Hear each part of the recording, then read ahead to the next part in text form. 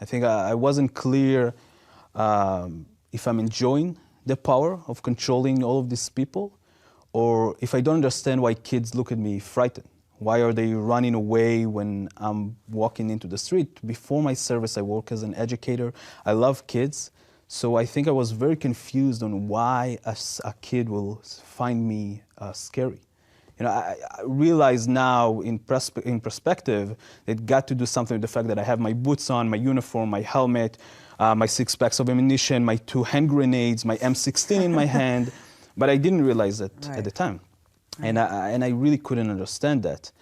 And I think in a very rapid pace, I realized that my job is actually to maintain an apartheid system.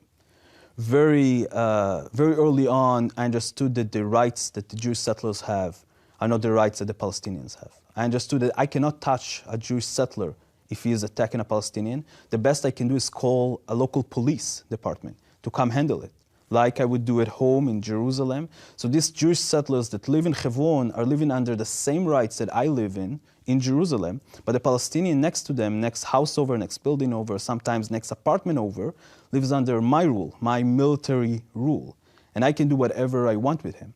I can take his home as a temporary base for a few hours to a few days to a few weeks. I can decide that I'm arresting the people of the house and tying them up to the fence of my base.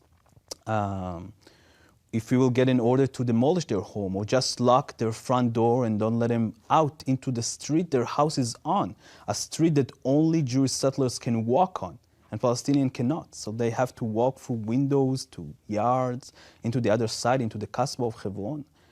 I think realizing all of that in a very, very early stage in my service helped me understood that someone was lying to me along the way. I didn't feel like I'm protecting anyone. I didn't feel like I'm helping anyone feeling more safe. I felt like I'm terrorizing people.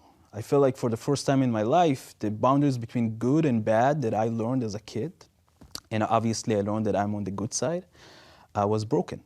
I felt like I am the terrorist. And my job was literally to scare people so they cannot think about acting against the Israeli settlers or the Israeli military.